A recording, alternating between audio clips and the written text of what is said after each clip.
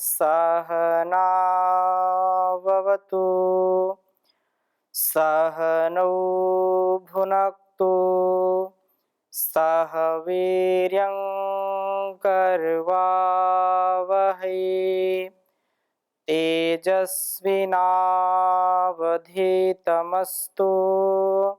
मा विद्विषावहै।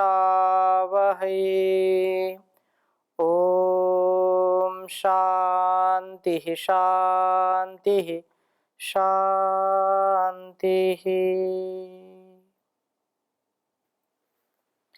वेदो अखिलो धर्म मूलम। वेद सब सत्य विद्याओं का पुस्तक है। वेद का पढ़ना, पढ़ाना, सुनना, सुनाना तथा आचरण में लाना हमारा सबका यह परम कर्तव्य है। हम नित्य प्रति जैसे अच्छे अच्छे आहार को लेकर के अपने शरीर को पुष्ट करते हैं, अपने शरीर को बलशाली बनाते हैं, वैसे ही सुंदर सुंदर वेद मंत्रों का, सुंदर सुंदर वाक्यों का यह जो आहार है हमारे आत्मा के लिए, मन मस्तिष्क की पवित्रता के लिए, इंद्रियों पर पूर्ण नियंत्रण के लिए यह भी परम आवश्यक है। जैसे प्यासे को पानी की आवश्यकता है, जैसे भूखे को भोजन की आवश्यकता है, वैसे ही जिज्ञासु को इस वेद ज्ञान की आवश्यकता है। इस वेद ज्ञान से व्यक्ति का व्यक्तित्व महान बनता है, उसका जीवन महान बनता है, और जिस व्यक्ति का जीवन महान होता है उससे उसका परिवार, समाज और यह जहान भी महान बनाने का कार्य करता है। कर्तव्य का वह पालन अवश्य में वो करता ही करता है। हम अपने मन आदि इंद्रियों को व्यवस्थित रखें, एक भी पल इनको प्रमाद में न छोड़ें। जितना जितना हमारा अस्तित्व अपने में केंद्रित रहता है, उतना उतना हमारा सामर्थ्य धीरे धीरे बढ़ता जाता है। यदि हम अपने आप में केंद्रित नहीं है, अर्थात अपनी वासनाओं, अपनी जो कुचेष्टाएं हैं उनको यदि हम व्यवस्थित नहीं कर पाते हैं, तो निसंदेह हमारा अस्तित्व कभी न कभी ऐसे खतरे में पड़ता है जो हमारे लिए और हमारे परिवार और समाज के लिए कल्याणकारी नहीं होता है। मनुष्य का स्वभाव आसुरी प्रवृत्ति से आवृत हो जाता है, ढक जाता है।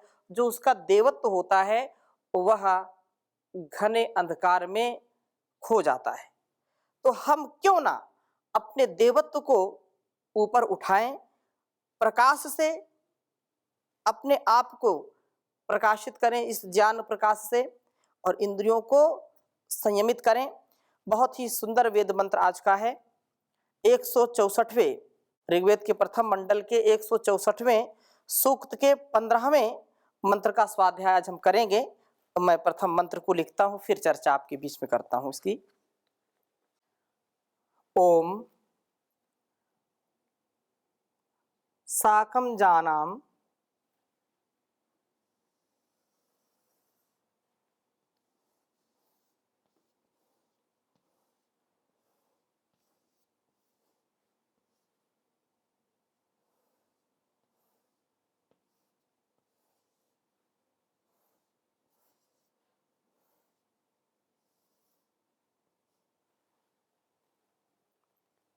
सप्तथमाहुरेकजम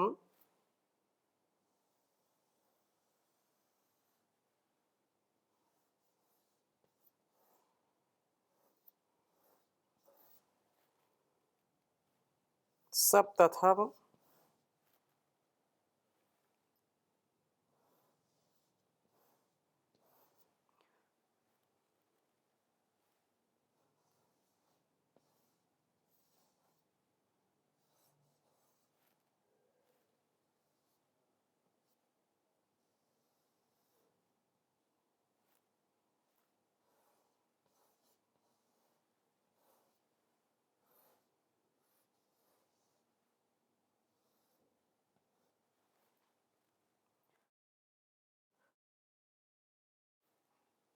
षडिद्यम।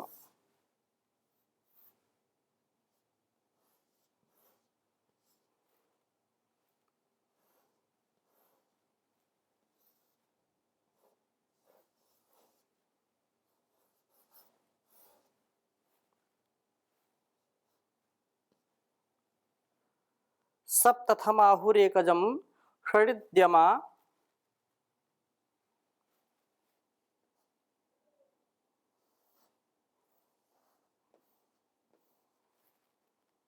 ऋषयो देवजा इति।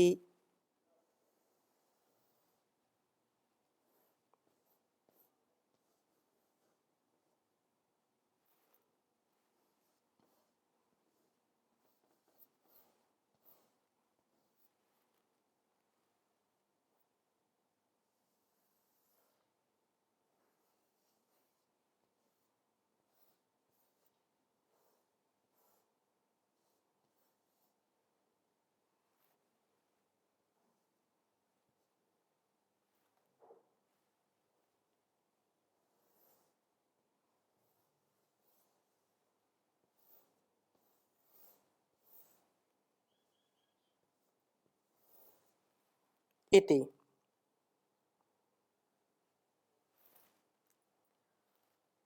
तेषामिष्टानि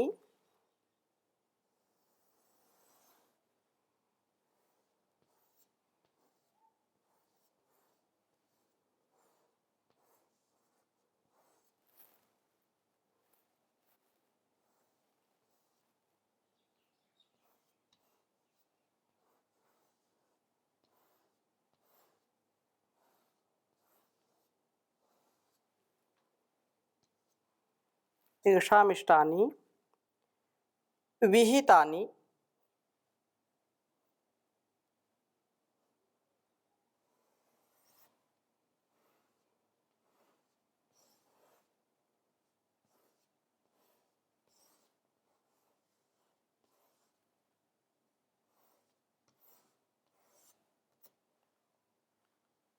विहितानि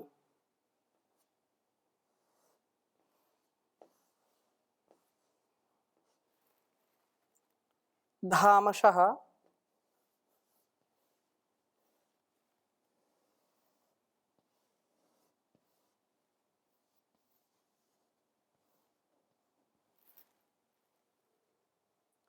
स्थात्रे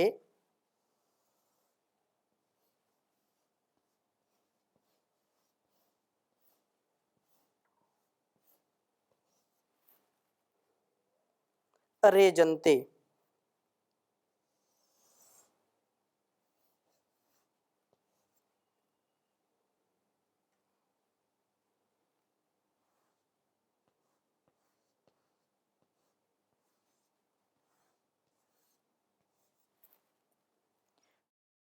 विकृतानि रूपशः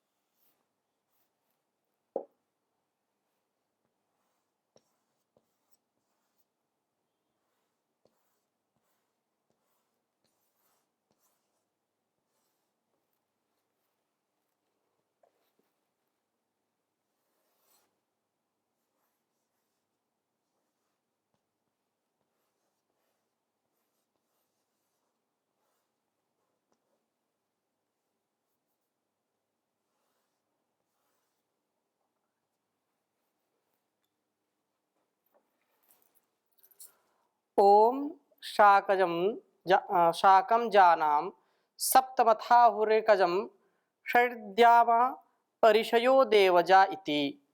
तेषामिष्टानि विहितानि धामशः स्थात्रे रेजन्ते विकृतानि रूपशः। ओम शाकं जानां सप्तथामाहुरेकजं षडिद्यामा ऋषयो देवजा इति। तेषामिष्टानि विहितानि धामशः स्थात्रे रेजन्ते विकृतानि रूपशः।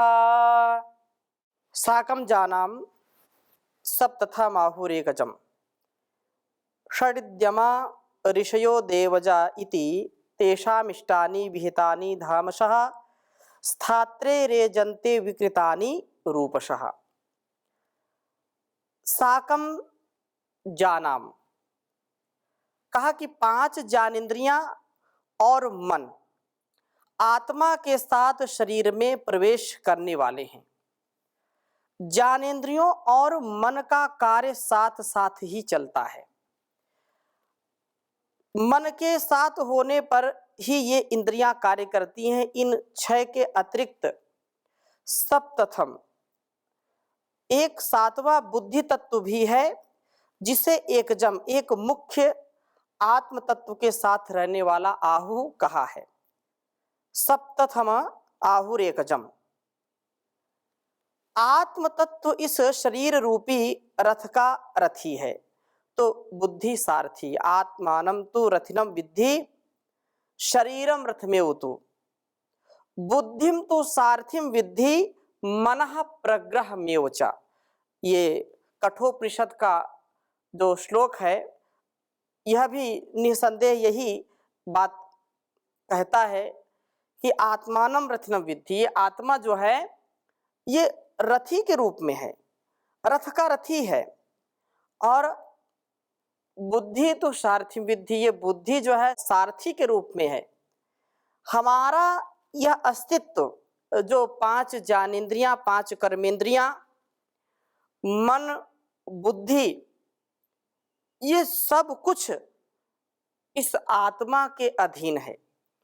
और आत्म अनुकूल जब हम आचरण करते हैं, आत्म अनुकूल अर्थात ये जो आत्मा है, ये इंद्र है। हमारी ज्ञानेंद्रियां, हमारी कर्मेंद्रियां, मन, बुद्धि, ये संपूर्ण अस्तित्व यदि आत्मा ना हो तो कुछ भी कार्य नहीं कर सकते हैं। कोई भी इसमें क्रिया का संपादन, कोई हलन चलन नहीं हो सकती है। इसलिए आत्मा सर्वोपरि है। जैसे रथी के होने पर सारथी और उसके घोड़े, उसकी लगाम सब कार्य करते हैं, अर्थात सबका सदुपयोग होता है। यदि रथी ही नहीं है तो उसका कोई भी अस्तित्व नहीं होता है। शरीर भी हमारा रथ की भांति है। व्यक्ति का जब देहांत हो जाता है, जब आत्मा, इसका जो हंस है, उड़ जाता है इस शरीर से, तो इस शरीर को भी क्या कहते हैं? अरथी। अरथी, रथीहीन हो गया। अर्थात इसका जो शरीर, जो रथ है, इसमें जो बैठने वाला है, इसका जो स्वामी है, वो रथी इससे निकल गया, तो अरथी बोलते हैं। इस प्रकार से आत्म तत्व इस शरीर रूपी रथ का रथी है, तो बुद्धि इसका सारथी है। इस उत्तम बुद्धि रूप सारथी से नियंत्रित ये 6 यमाः इंद्रियां इति नियंत्रित कहलाती हैं। यह ठीक ही है। नियंत्रित अवस्था में ये 6 मन और ज्ञानेंद्रियां जीवात्मा के लिए ऋषयः तत्व ज्ञान का दर्शन कराने वाली होती हैं। ज्ञान प्राप्ति के साथ संयत होने की अवस्था में ये देवजाह दिव्य गुणों को जन्म देने वाले होते हैं। और संयत होने पर ये निर्विषय रह करके अपनी जीवन यात्रा की पूर्ति के साधक बनते हैं, साधन बन जाते हैं। क्योंकि ये सब साधन के रूप में हैं। ये हमारी इंद्रियां, आंखों में देखने का सामर्थ्य, कानों में सुनने का सामर्थ्य, रसना में चखने का सामर्थ्य और नासिका में सूंघने का सामर्थ्य, त्वचा से स्पर्श करने का सामर्थ्य, जो कुछ भी है, ये हमारे जीवन यात्रा के लिए परम आवश्यक हैं।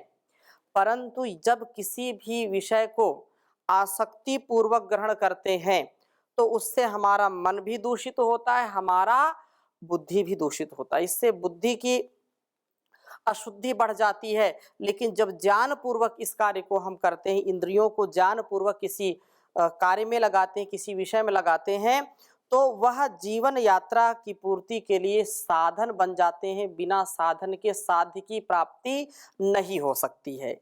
इसलिए ये परम आवश्यक है। यदि आंखों में देखने का सामर्थ्य नहीं होगा तो व्यवहार कैसे हम करेंगे? उन व्यक्तियों से कभी पूछा जाए जिनको देखने का सामर्थ्य नहीं है, आंखें देख नहीं सकती हैं, कान सुन नहीं सकते हैं और नासिका सूंघ नहीं सकती है। ऐसे बहुत लोग जो किसी कारणवश, जिनको ये सामर्थ्य नहीं मिला या मिल करके फिर खो गया सामर्थ्य, उनसे पूछो कभी कि इसकी कीमत क्या है, इसका महत्व क्या है। अत्यंत महत्वशील है, लेकिन हमको ऐसे ही ये मिल जाती हैं तो कभी हम इस पर गौर नहीं करते। ठीक है, आंखें देखने के लिए मिली हैं, जिसकी आंखों से दिखाई नहीं पड़ता है, जिसकी आंखों की रोशनी धीरे धीरे कम हो रही है, उसकी छटपटाहट को कभी आप अनुभव करें। जिसको सुनाई नहीं पड़ता है, सुनने की सामर्थ्य धीरे धीरे क्षीण होती चली जा रही है, उसका व्यवहार कैसे चलता है, उसको कैसे अपने मन में अनुभव होता है, कैसी उलझन होती है, उससे पूछिए कभी। तो ऐसी दृष्टि, ऐसा जो ज्ञान, ऐसा विज्ञान, वेदों का ज्ञान यदि हम आत्मसात करके इसको अपने जीवन की उन्नति के लिए, जगत की उन्नति के लिए साधन को अच्छा करके इनको साध्य तक पहुंचने का साधन बना लेते हैं, तो निसंदेह हमारे लिए उन्नति के कारण बन जाते हैं। और यदि इनको विषयों में हमने भटका दिया, आप ब्रह्मचर्य पूर्वक विषय वासनाओं में लगा दिया, आसक्ति हो गई किसी रूप रस गंध शब्द स्पर्श आदि में, तो ये इंद्रियां ही हमको नरकगामी बना देती, नरक की ओर ले जाती हैं, हमारा पतन कर देती हैं, उत्थान हमको नहीं मिल पाता है। इसलिए हम जो भी देखें उसमें एक दृष्टि होनी चाहिए, दर्शन होना चाहिए। तो ये कहा है कि तेषाम, इनकी सबलता के लिए प्रभु ने तेषाम, उन सब इंद्रिय रूप घोड़ों के धामशा शक्ति के दृष्टिकोण से इष्टानी वांछनीय पदार्थ विहितानी बनाए हैं। यही सांसारिक भोज्य पदार्थ जब रूपशः सौंदर्य का स्वाद के लिए सेवन किए जाते हैं, तब ये विकृतानी, विकृत होकर के स्थात्रे शरीर रूप रथ पर रहने वाले अधिष्ठाता जीव के लिए रे जनते कंपित विचलित करने वाले हो जाते हैं। बहुत सुंदर बात कही है कि यदि हमने स्वाद लेना आरंभ कर दिया संसार में, किसी भी विषय का, रूप का, रस का, गंध का, यदि किसी भी विषय में आसक्ति हमको आ गई और हम उसको भोगना चाहें, तो भोग भोग करके रोग उत्पन्न कर लेंगे, शरीर के भी रोग, मन के भी रोग, जिससे जिस उद्देश्य के लिए इस साधन परमात्मा ने दिया, शरीर रूपी साधन हमको मिला है, और इस संसार जो साधन मिला इतना विशाल, तो वह हमारे किसी काम का नहीं होगा। इससे हम अपने जीवन को खो देंगे, आत्मोन्नति नहीं कर पाएंगे, क्योंकि आत्मोन्नति सबसे बड़ा उद्देश्य है इस जीवन को पाने का। क्योंकि बार बार जन्म लेना, बार बार मरना, बार बार विषयों के चक्कर में फंसना, ये तो पशु भी करते हैं। पशु और हमारे जीवन में कोई अंतर नहीं रहेगा। इसलिए जब जागो तभी सवेरा। कुछ लोग बोलते ये तो शरीर तो भोग के लिए मिला है, आनंद के लिए मिला, खूब खाओ, खूब मौज करो, कल किसने कहाँ देखा। ये सब अनावश्यक चीजों में नहीं पड़ना चाहिए। यावत जीवेत सुखम जीवेत ऋणम कृत्वा घृतम पिबेत भस्मीभूतस्य शरीरस्य पुनर्आगमनम कुतः। जब तक खाओ, मौज करके खाओ और खूब उड़ाओ। पिब भुंग सुरमस्व, ईट ड्रिंक एंड बी मेरी। ये जो भौतिकवादी तथाकथित लोग हैं, इस आध्यात्म पथ को नहीं समझते हैं, इस आत्म कल्याण को नहीं समझते हैं, और इस संसार में ऐसे कीड़े मकोड़ों जैसा जीवन जीते हैं। हम उन सभी पशु पक्षियों से भी सीखें जो परमात्मा ने जिस मर्यादा में उनको रखा है, उस मर्यादा का कभी वो अतिक्रमण नहीं करते। ये पूरी सृष्टि हमको सिखाती है, ये हमारी गुरु है। हम सीखना तो चाहें। चींटी से लेकर के हाथी तक, एंट से एलिफेंट तक, जो भी जीव जंतु हैं, उनके जीवन को हम देखें, कुछ ना कुछ तो सीखने को जरूर मिलेगा। और हम सीख सीख करके ही आगे बढ़ते हैं। तो ये जो कहा कि स्थात्रे, जो लोग रूपसः इस चकाचौंध की दुनिया में, सुंदरता में फंस जाते हैं, तो वह इसको विकृतानी, विकृत होकर के स्थात्रे शरीर रूप रथ का जो रहने वाला रथी रहता, जो आत्मा रहता है, इसका अधिष्ठाता है, उसको कंपित कर देते हैं, विचलित कर देते हैं, भ्रमित कर देते हैं और सारा जो नाड़ी संस्थान है नष्ट भ्रष्ट हो जाता है। इसलिए हम इनको संयमित करने का प्रयास करें।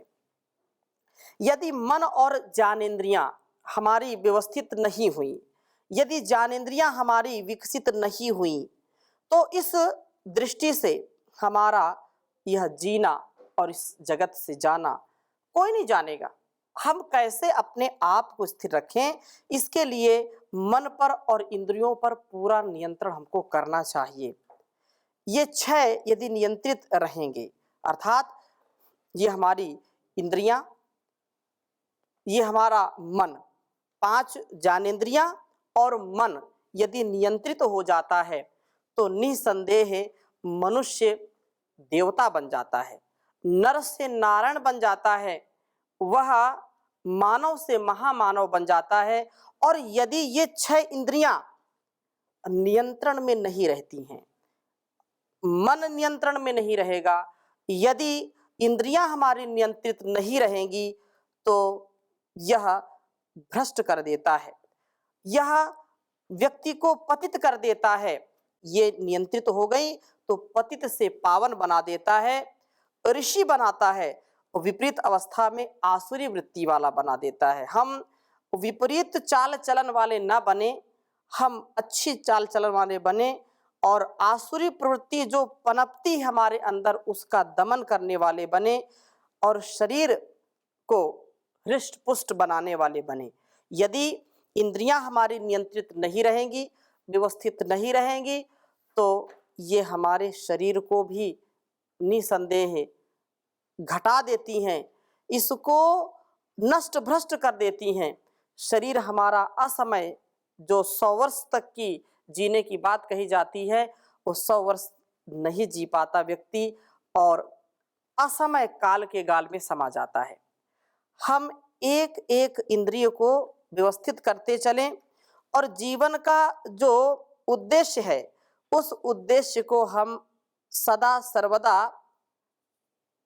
आत्मसात करके इस आत्मा को, जो आत्मा हमारी आत्मा है और ये शरीर जो रथ के रूप में है, आत्मा रथी के रूप में है, और ये जो हमारा बुद्धि है जो सारथी के रूप में है, इसको हम नियंत्रित करने का प्रयास करें। जब ईश्वर की भक्ति करेंगे, संयमित जीवन जिएंगे, तो बुद्धि भी हमारी शुद्ध होगी। सारथी यदि ठीक है तो रथ भी ठीक मार्ग पर जाता है, और यदि सारथी नहीं ठीक है तो रथ को जो घोड़े हैं ना, ये घोड़े जो विषय हैं इंद्रिय गोचरान, इंद्रिय रूपी जो हमारा ये अस्तित्व जो खींचने वाला आकर्षण चारों ओर होता है, वो निसंदेह उसको पतित करता है। हम संसार में धर्म अर्थ काम मोक्ष के लिए 4 जो पुरुषार्थ चतुष्टय जिनको कहते हैं, उसके लिए हमारा जन्म हुआ है, और इसको यदि हम नहीं पूरा करते हैं तो खाली हाथ ही जाना पड़ेगा। वैसे तो खाली हाथ तो लौकिक जो पदार्थ हैं उनको तो कोई लेकर के जा नहीं सकता है, लेकिन जो हम कमाई कर रहे हैं, ऐसी कमाई कर लो जो संग जा सके, मुश्किल पड़े तो राह में कुछ काम आ सके। संसार में हम केवल विषयों को कमाते रहते हैं, भोग भावना से संलिप्त होकर के बार बार यहाँ धोखे खाते रहते हैं, ठोकर खाते रहते हैं। इस धोखे से, इस ठोकर से बचें। इसलिए कहा खाली आया खाली जाए, ना लाया ना ले जाएगा, यश अपयश इस दुनिया में बंदे तेरा रह जाएगा। भाई बंधु मित्र संबंधी मरघट तक ले जाएंगे, स्वार्थ के दो आंसू देकर सभी लौट घर आएंगे, ये कुटुंब कबीला कुछ दिन में सब तेरी याद भुलाएगा, खाली आया खाली जाए, ना लाया ना ले जाएगा। जैसा तूने कर्म किया है वैसा ही फल आएगा। कर्मों के अनुसार भविष्य में भोग तुझे मिल जाएगा। कभी शिखर पर पहुँचेगा तू, कभी तले गिर जाएगा। खाली आया खाली जाए, ना लाया ना ले जाएगा।